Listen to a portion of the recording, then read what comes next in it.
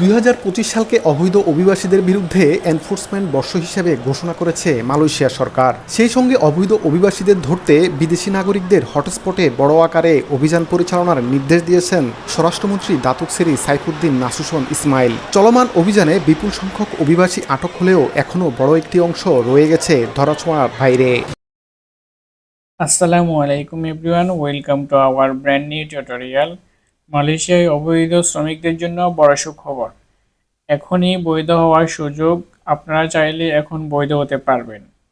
Malaysia আইনের চোখে ফাঁকি দিয়ে বর্তমানে হাজারো প্রবাসী সেখানে অবস্থান করতেছেন। দীর্ঘদিন ধরে যারা সেখানে বসবাস করছেন এবং কাজ করতেছেন তাদের জন্য একটি বড় সুযোগ করে দিয়েছেন দেশে ফেরার জন্য। তাদেরকে সাধারণ ক্ষমার আওতায় স্বেচ্ছায় নিজ দেশে ফিরতে অভিবাসী প্রত্যাবাসন কর্মসূচি নামে একটি প্রোগ্রামের ঘোষণা করেছে মালয়েশিয়া সরকার। শেষ মুহূর্তের জন্য অপেক্ষা না করে ইমিগ্রেশনের কাউন্টার ভিড় এড়াতে দ্রুত সাধারণ ক্ষমা কর্মসূচিতে অংশগ্রহণের আহ্বানও জানানো হয়েছে। স্থানীয় সময় শুক্রবার এক বিবৃতিতে এই ঘোষণা দেন দেশটির স্বরাষ্ট্রমন্ত্রী। এতে বলা হয়, চলতি মাসের ১৯ মে থেকে শুরু হয়ে এ সুযোগ থাকবে আগামী বছরের ৩০ এপ্রিল পর্যন্ত। প্রত্যাবাসনের এই কর্মসূচির মাধ্যমে জেল বা বিচারের মুখোমুখি হওয়া ছাড়াই নিজ নিজ দেশে ফেরার সুযোগ পাবেন অবৈধ অভিবাসীরা। তবে অপরাধের ধরন অনুযায়ী ৩০০ থেকে ৫০০ রিঙ্গিত জরিমানা দিতে হবে কারো কারো। মালয়েশিয়া সরকার যদি নতুন করে যারা অবৈধ আছে তাদের জন্য বৈধ হওয়ার সুযোগ দিত তাহলে খুব ভালো হতো। যারা অবৈধ, অসুস্থ এবং এখানে যারা অ্যাক্সিডেন্ট হয়ে পড়ে আছে রুমে, তারা যাইতে পারতেছিল না, এখন মালয়েশিয়া সরকার সুযোগটা দিয়েছে, তারা অবশ্যই এখন দেশে যাইতে পারবে। আমরা সবাই মালয়েশিয়ার পক্ষ থেকে মালয়েশিয়ার প্রধানমন্ত্রীকে ধন্যবাদ জানাই। আমি জানাই যে আমরা যারা অবৈধ আছি তাদেরকে যেন সুযোগ দেয় বৈধ হওয়ার জন্য। এদিকে ১৮ বছরের কম বয়সীদের কাছ থেকে জরিমানা পরিশোধ না করলেও তাদের বিশেষ পাসের জন্য ২০ রিঙ্গিত পরিশোধ করতে হবে। এর আগে এ ধরনের কর্মসূচিতে নিবন্ধন করে যারা মালয়েশিয়া ত্যাগ করেননি তারা এই সুযোগ পাবেন না বলে সাফ জানিয়ে দিয়েছেন তিনি।